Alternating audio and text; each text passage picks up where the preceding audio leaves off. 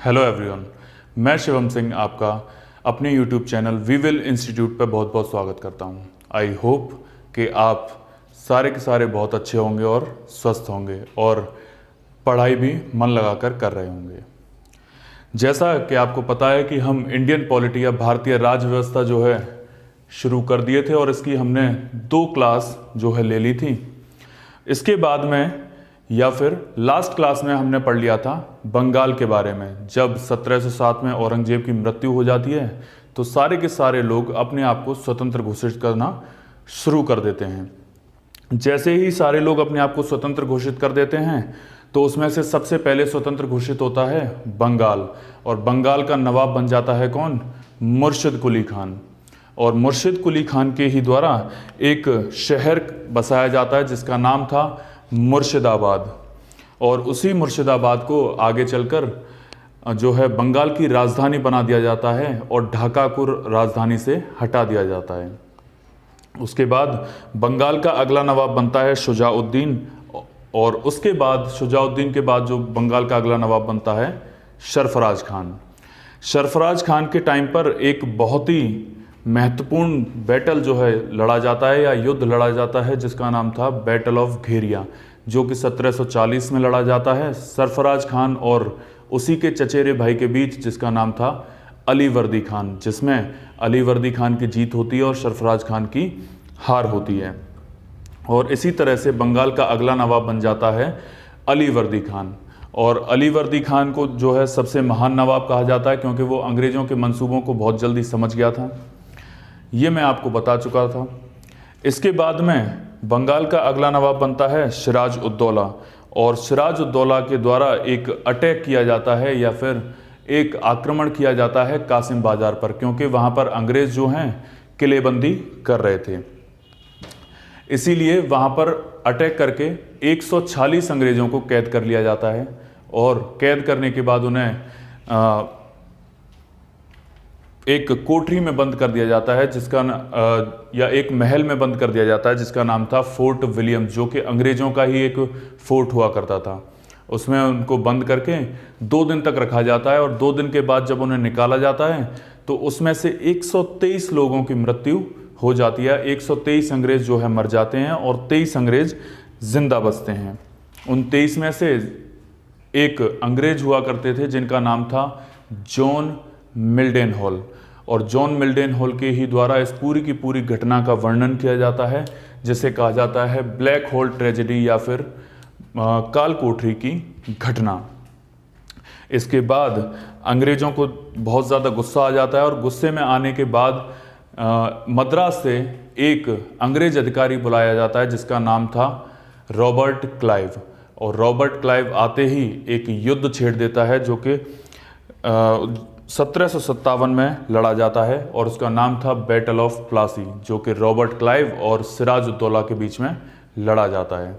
और इसमें Robert Clive जीत जाता है और सिराज उद्दौला की हार हो जाती है, क्योंकि मैंने आपको बताया था कि सिराज उद्दौला की तरफ से लड़ रहे मीर जाफिर जो कि उनके सेनापति हुआ करते थे, और राय दुर्लभ जो कि सिराज उद्दौला के मंत्री हुआ करते थे, दोनों के दोनों उनको धोखा दे देते हैं और जाकर मिल जाते हैं किसकी तरफ? रॉबर्ट क्लाइव की तरफ। और इसके बाद में क्योंकि मीर जाफर अंग्रेज़ों के खिदमतगार हुआ करते थे, अंग्रेज़ों के हितैषी हुआ करते थे, इसकी वजह से बंगाल का जो अगला नवाब है उसको बना दिया जाता है किसको? मीर जाफर को। तो इससे आगे की कहानी हम पढ़ना शुरू करेंगे। इतना हमने लास्ट क्लास में पढ़ लिया था। तो आप जानते हैं कि बंगाल का अगला नवाब कौन? बंगाल का नवाब इस टाइम पर था मीर जाफर।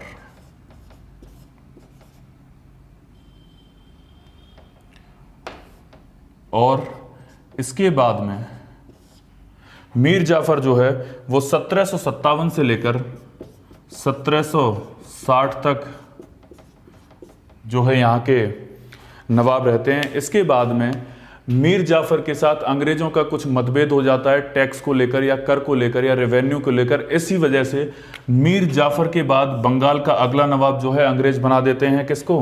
मीर कासिम को।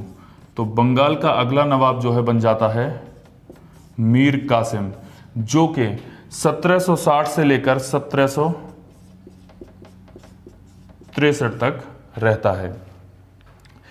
लेकिन इस मीर कासिम ने जो है अंग्रेजों के मंसूबों को बहुत जल्दी भांप लिया था कि ये जो है यहाँ पर केवल और केवल व्यापार नहीं कर रहे हैं, ये तो अपनी अपनी सत्ता स्थापित कर रहे हैं, ये पूरे के पूरे बंगाल पर अपना एकाधिकार करना चाहते हैं।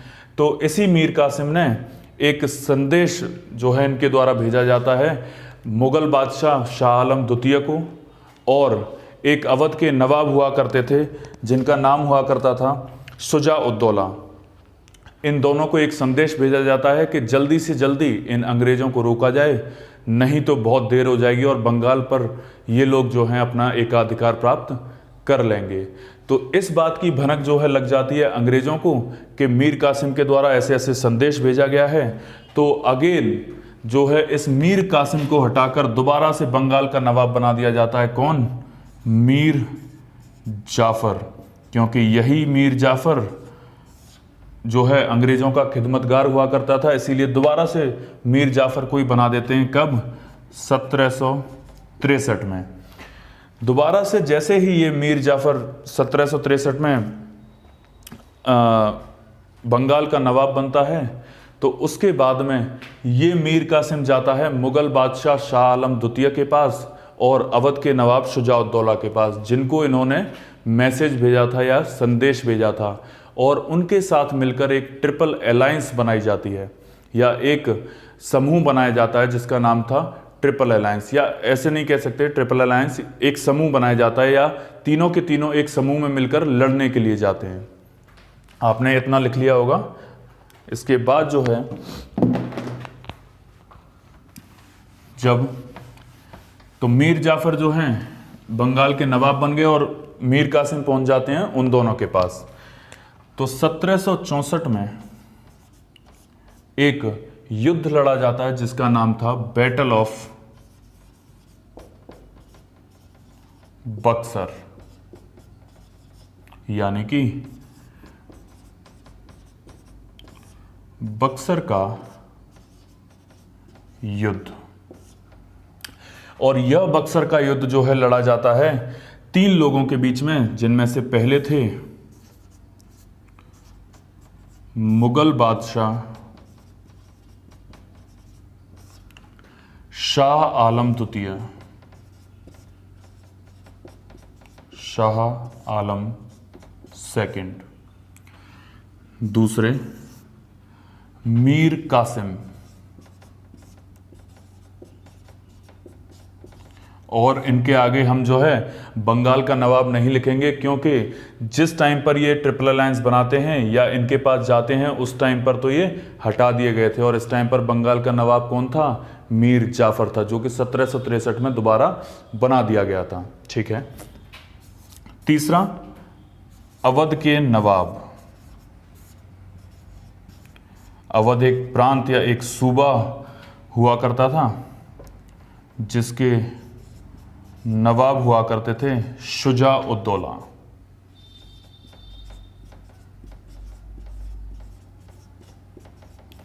इन तीनों के साथ एक टीम बनाकर, एक समूह बनाकर तीनों की सेनाओं को लेकर जाता है अंग्रेज़ों से लड़ने। और आप याद रखेंगे कि ये तीनों अंग्रेज़ों से जब लड़ते हैं तो अंग्रेज़ों की तरफ से प्रतिनिधित्व करते हैं कौन? उन्हीं के एक अंग्रेज अधिकारी जिनका नाम था हेक्टर मुनरो। ठीक है, नीचे लिख देंगे, जिनका नाम हुआ करता था हेक्टर मुनरो।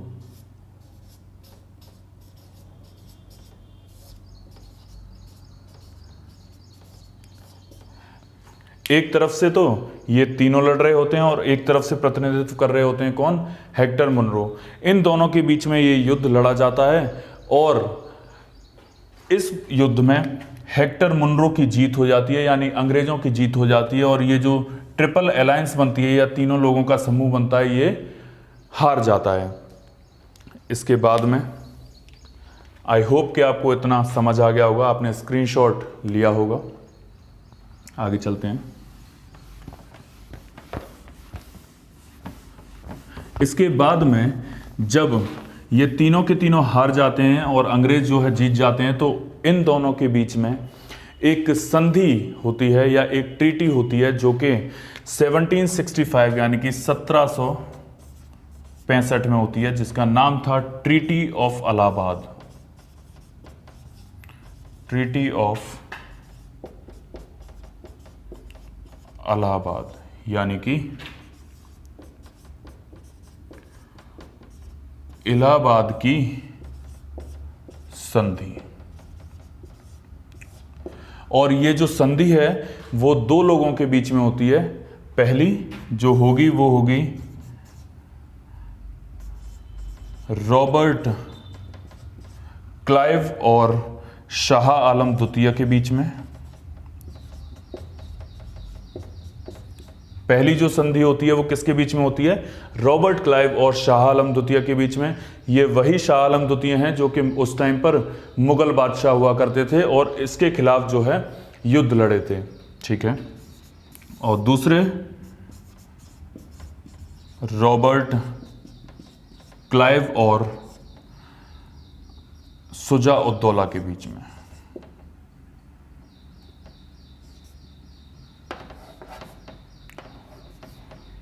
रॉबर्ट क्लाइव और शुजा उद दौला के बीच में दूसरी संधि जो है इनके बीच में होती है। और इस संधि में यह कहा जाता है कि आप लोगों के द्वारा जितना भी टैक्स कलेक्ट किया जाएगा या जितना भी रेवेन्यू कलेक्ट किया जाएगा, जितना भी कर जो है कलेक्ट किया जाएगा, वो सारा का सारा आप लेकर के हमें देंगे। ये संधि हो जाने के बाद जो है, आई होप आपने इसका स्क्रीनशॉट लिया होगा। आगे चलते हैं। इस संधि के बाद जो रॉबर्ट क्लाइव हैं वो बंगाल पर शासन कर लेते हैं या बंगाल पे अपना एकाधिकार प्राप्त कर लेते हैं।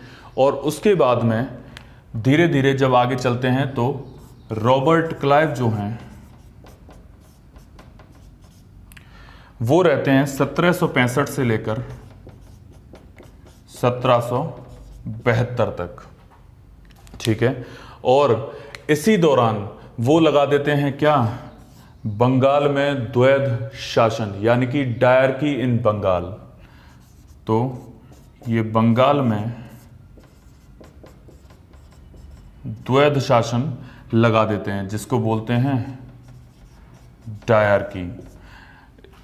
इसमें क्या होता है कि इसमें एक टैक्स तो दिया जाता है ईस्ट इंडिया कंपनी को। बंगाल के लोगों के द्वारा या इस शासन में बंगाल के लोगों के द्वारा एक टैक्स तो दिया जाता है किसको?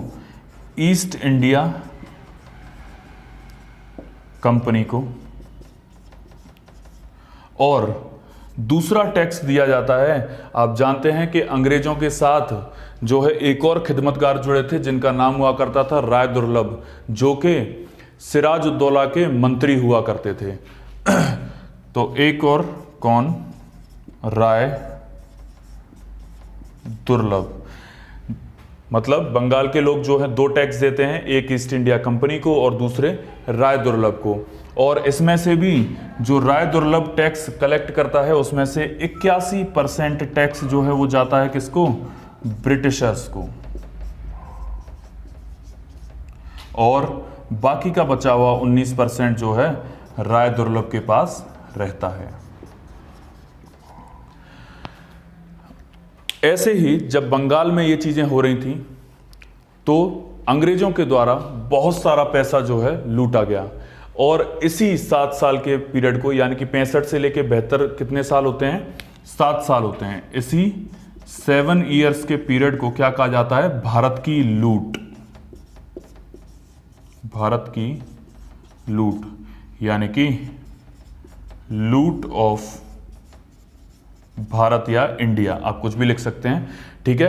क्योंकि इन 7 सालों में अंग्रेजों के द्वारा बहुत सारा पैसा जो है बंगाल के लोगों से या इंडिया के लोगों से बहुत सारा पैसा लूटा जाता है। क्योंकि आप जानते हैं कि अब शाह आलम द्वितीय भी इनको पैसा दे रहे थे, शुजा उद दौला भी दे रहे थे और बंगाल के लोग तो दे ही रहे थे, क्योंकि ईस्ट इंडिया कंपनी के द्वारा एक टैक्स लिया जा रहा था और दूसरा टैक्स लिया जा रहा था राय दुर्लभ के द्वारा, जिसमें से 81% टैक्स जो है ब्रिटिशर्स द्वारा उसमें से लिया जा रहा था। तो ब्रिटिशर्स ने इस टाइम पर खूब सारा पैसा जो है लूटा, उनके द्वारा लूटा गया। और जैसे ही ये बात ब्रिटिश पार्लियामेंट को पता चलती है, वहाँ के क्राउन को पता चलती है कि भारत में इस तरीके की जो है चीज़ें हो रही हैं, भारत में से खूब सारा पैसा जो है कंपनी के द्वारा लूटा जा रहा है, तो ब्रिटिश पार्लियामेंट एक सख्त आदेश बना देती है, एक कानून बना देती है, जिसमें कहा जाता है कि अब पूरी की पूरी जो कंपनी है या जितने भी लोग वहाँ पर हैं वो सारे के सारे इन कानूनों के हिसाब से चलेंगे, या वो कानून जो हैं बनाए जाएंगे किसके द्वारा? ब्रिटिश पार्लियामेंट के द्वारा। यानी कि अब ब्रिटिश संसद जो है कानून बनाएगी और उसी के द्वारा आपको या उन्हीं का पालन करते हुए आपको चलना होगा। आई होप आपने इतना लिख लिया होगा। आगे चलते हैं। तो जैसे ही ब्रिटिश पार्लियामेंट जो है ये चीज़ें देखती है तो क्या करती है? कानून बनाने लगती है। और कानून बनाने के बाद सन 1772 में, यानी कि 1772 में इस द्वैध शासन का अंत करने के लिए भेजे जाते हैं नेक्स्ट गवर्नर, यानी कि गवर्नर ऑफ बंगाल, जिसका नाम था Warren Hastings. Warren Hastings. Warren Hastings को जो है भारत भेजा जाता है और सबसे पहले आते ही वॉरेन हेस्टिंग्स के द्वारा एक काम किया जाता है जिसका नाम था द्वैध शासन का अंत, यानी कि एंड ऑफ डायरकी। इसका अंत कर दिया जाता है और इसी के साथ में जो ब्रिटिश पार्लियामेंट है वो पूरा का पूरा कानून का एक जो है लेख बना करके भारत भेजती है और उसी के द्वारा भारत में चीज़ें चलने लगती हैं। तो इसके बाद जो है ये आपका जो है बेसिक था कि हमारे देश में कैसे कैसे चीज़ें हुई जिसकी वजह से हमें संविधान की ज़रूरत पड़ी या ब्रिटिशर्स जो है आए और उन्होंने कैसे कैसे चीज़ें बनाई। इसके बाद में जो आता है वो आता है संविधान का सबसे पहला एक्ट, जो कि ब्रिटिश पार्लियामेंट द्वारा भेजा जाता है, जो था 1773 का रेगुलेटिंग एक्ट, यानी कि 1773 का नियंत्रण अधिनियम। क्योंकि आप जानते हैं कि ये अधिनियम लाया ही इस वजह से गया कि वो कंपनी पर अपना नियंत्रण कर सके, या पूरे भारत में जितने भी व्यापारी लोग थे ब्रिटिशर्स के उन पर नियंत्रण कर सके, इसीलिए ये अधिनियम लाया गया था। और इसके बाद जितनी भी चीज़ें हम पढ़ेंगे वो सारी की सारी A to Z डिटेल में पढ़ेंगे, पॉइंट टू पॉइंट पढ़ेंगे और एग्जाम पॉइंट ऑफ व्यू से जो इम्पोर्टेंट हैं वो सारी चीज़ें पढ़ेंगे। क्योंकि अभी तक तो हम पढ़ रहे थे कि बंगाल का अगला गवर्नर कौन हुआ, धीरे धीरे जो बेसिक आपको पॉलिटी बेस्ड चाहिए था वो हम पढ़ रहे थे, लेकिन अब जितनी भी सारी चीज़ें पढ़ेंगे वो सारी की सारी पॉलिटी में आती हैं और पूछी भी आपको जाती हैं।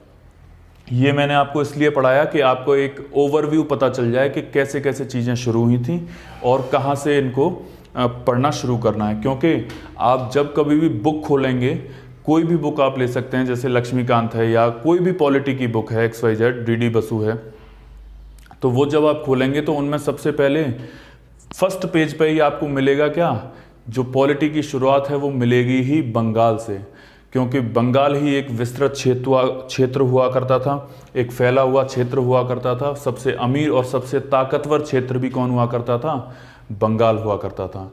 तो आपको जो पॉलिटी की बुक है उसमें सबसे पहले मिलेगा ही क्या? बंगाल। लेकिन बंगाल के बारे में एक छोटा सा शॉर्ट ओवरव्यू जो कि मैंने आपको दिया है, जो बुक में मिलता है उससे लगभग थोड़ा सा ज़्यादा ही दिया है, मैंने कम नहीं दिया है।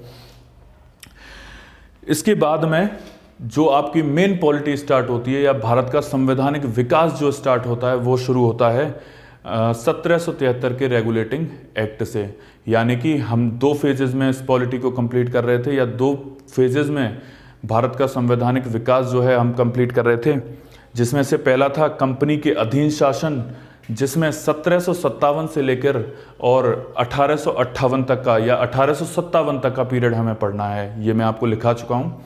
और दूसरा जो फेज था वो था क्राउन का शासन, जिसमें पढ़ना था हमें 1858 से लेकर 1947 तक का पीरियड।